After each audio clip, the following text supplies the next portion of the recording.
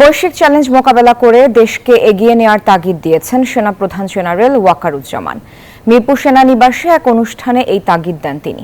বলেন, মানবিক ও ভালো মানুষ না হলে দেশের উন্নতি সম্ভব নয়।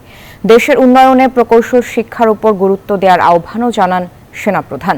3 দিনের এই আয়োজনে উৎপাদন কৌশল, নবায়নযোগ্য শক্তি, কৃত্রিম বুদ্ধিমত্তা, তাপ প্রকৌশল, মহাকাশ গবেষণা সহ বিভিন্ন বিষয়ে ফলপ্রসূ আলোচনা হয়। বান্ডেল থাকলে প্রতি সেনমানিতে টাকা বাঁচবে। বিকাশ সেনমানি বান্ডেল কিনে জিতুন প্রতি লেনদেনে।